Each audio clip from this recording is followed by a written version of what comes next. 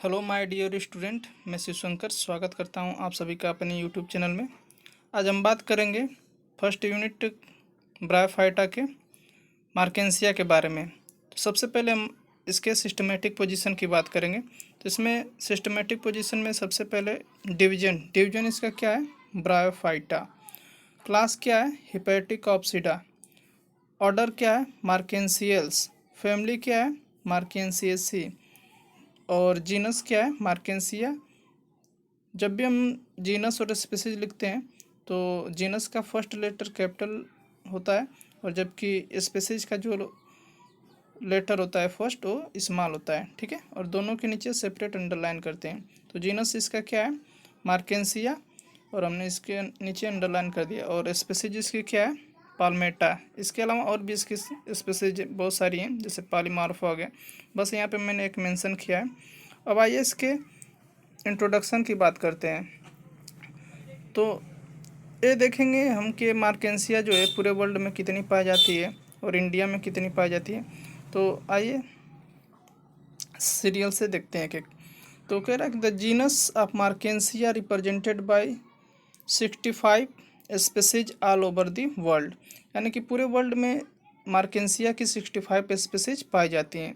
अब हम इंडिया में बात करें, India represented by 11 species growing mainly Kashmir, Kumaon, south India, Bengal and Assam.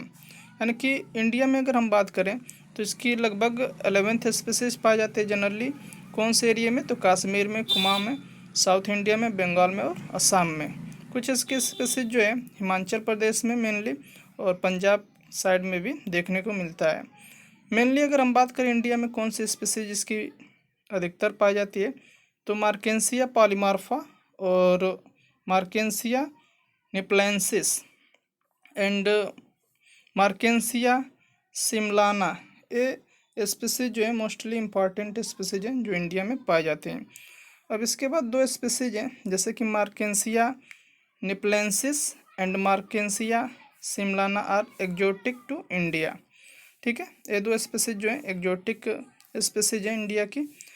अब इसके बाद इसके हैबिट और हैबिटाट की बात करें तो मोस्टली यानी कि आल जो इसके स्पीसीज हैं वो टेरेस्ट्रियल होती हैं, but some prefer to the moist and shady places. यानी कि इसकी ज़्यादातर अधिकतर जो स्पीसीज हैं वो मोस्टली क्या है, वो टेरेस्ट्रियल हैं। उसमें से भी ये देखा जाता है कि जनरली ग्रो करती हैं कौन से एरिया में, मॉइस्ट और सैडी प्लेसेस में, ठीक है। इसके बाद हम इसके एक्सटर्नल मॉर्फोलॉजी की बात करें तो द प्लांट बॉडी इज थैलाइड, यानी कि इसकी जो प्लांट बॉडी हो कैसी होती है, थैलाइड होती है, गैमेटोफिटिक होती है। यानी कि जो मेन इसका जो एक्सटर्नल प्लांट होता है वो मेन यानी जो प्लांट हो कैसा है, गैमेटोफाइट है। इसके बाद इसके हम थैलस की बात करें, थैलस कैसा होता है, तो thallus is prostrate dorsiventral and dichotomously branched. यानी कि इसका जो थैलस होता है वो कैसा होता है, प्रोस्टेट होता है, डार्सिवेंट्रल होता है एंड डाइकोटोमसली ब्रांचेज पाई जाती हैं, ठीक है।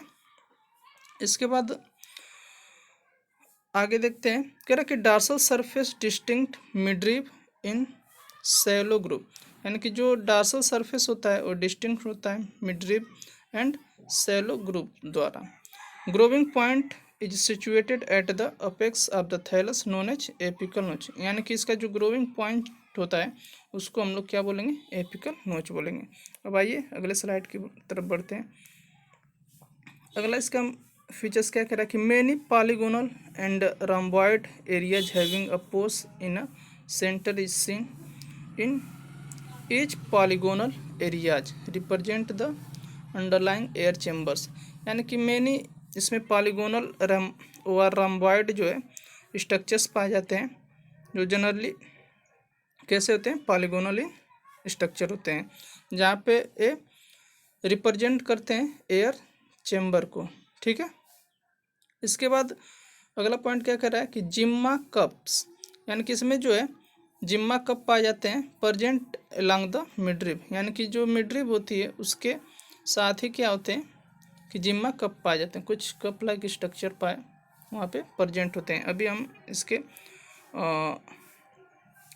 थैलस के स्ट्रक्चर के बारे में देखेंगे। अभी फ़िलहाल एक एक पॉइंट डिस्कस करते हैं। सेक्सुअली रिप्रोडक्टिव स्ट्रक्चर्स जैसे कि एंथ्रीडिया हो गया एंड आर्चिगोनिया हो गया and sporophyte also born on the dorsal surface, यानी कि जो सेक्सुअल रिप्रोडक्टिव स्ट्रक्चर हैं जैसे एंथ्रीडिया हो गया, आर्चिगोनिया हो गया और स्पोरोफाइट, ये सभी हमें कहाँ पे दिखाई देते हैं? तो डॉर्सल सरफेस पे। अब हम इसके वेंट्रल सरफेस की बात करेंगे। Ventral surface of the thallus bears scales and rhizoids along the midrib, यानी कि इसके वेंट्रल साइड पे क्या प्रेजेंट होगा? स्केल्स और राइजोइड्स जो मिडरिप से लगे हुए होंगे। अब स्केल से देख लेते हैं स्केल्स कैसे आता है। तो स्केल्स आर वायलेट कलर्ड, यानी कि इसमें जो स्केल्स होगा कैसा होगा? वायलेट कलर्ड होगा, मल्टी सेलुलर होगा, one cell thick and arranged in 2 to 4 rows, यानी कि इसमें जो स्केल्स होगी वो वायलेट कलर की होगी और मल्टी सेलुलर होगी और वन सेल थिक होगी और जो 2 से 4 रो में अरेंज्ड होगी। अब इसमें जो स्केल्स है वो 2 टाइप्स की होती है, सिंपल और लिगुलेट स्केल्स और दूसरा होती है अपेंडिकुलेट। ठीक है, तो अपेंडिकुलेट और रेगुलेट को देखते हैं। अपेंडिकुलेट scales form the inner raw of scales close with midrib, यानी कि जो अपेंडिकुलेट स्केल्स होती है वो इनर साइड में स्केल्स का फॉर्मेशन करती है जो मिडरिप के साथ होती है। Ligulate scales form outer mid marginal raw, यानी कि जो लिगुलेट होगी वो आउटर साइड में मार्जिनल रॉ का फॉर्मेशन करेगी और एक ऐसी होगी स्मॉलर देन अपेंडिकुलेट स्केल्स और ये अपेंडिकुलेट स्केल्स से छोटी होगी। अब हम राइजोइड्स की बात करेंगे। तो राइजोइड्स आर यूनिसेलुलर, ये हमेशा याद रखिएगा कि जो राइजोइड्स हैं ब्रायोफाइट के हमेशा और हमेशा कैसे होंगे? यूनिसेलुलर्स, ब्रांच्ड होंगे and develop as a prolongation and lower epidermis, यानी कि जो लोअर एपिडर्मिस है उसका प्रोलॉन्गेशन होता है तो इनका राइजोइड्स का फॉर्मेशन होता है। अब राइजोइड्स भी फॉलोइंग 2 टाइप्स के होते हैं, स्मॉल वॉल्ड राइजोइड्स और ट्यूबरकुलेट राइजोइड्स। ठीक है, तो आइए इसको भी देख लेते हैं। जो राइजोइड ट्यूबरकुलेट होता है उसका भी हम स्ट्रक्चर आपको दिखाएंगे फिगर में। इसके बाद हम आगे बढ़ते हैं। ये तो रहा एक्सटर्नल मॉर्फोलॉजी के बारे में। अब हम इंटरनल स्ट्रक्चर की बात करेंगे। इसमें जो इंटरनल स्ट्रक्चर होता है वो इसमें 3 डिस्टिंक्ट रीजन हमें दिखाई देता है। पहला है एपिडर्मल रीजन, दूसरा है फोटोसिंथेटिक रीजन और तीसरा है स्टोरेज रीजन। अब एपिडर्मल रीजन को देखते हैं। तो it include the upper and lower epidermis. ठीक है, द अपर और dorsal epidermis form the protective covering, यानी कि जो अपर एपिडर्मिस है वो प्रोटेक्टिव कवरिंग का फॉर्मेशन करता है किसके? तो फोटोसिंथेटिक रीजन के। इट इंटरप्टेड, यानी कि इसमें रेगुलर नहीं होता है, इंटरप्टेड होता है। मेनी बैरल शेप्ड, यानी कि इसमें barrel shaped interrupted air pores पाए जाते हैं। That opens internally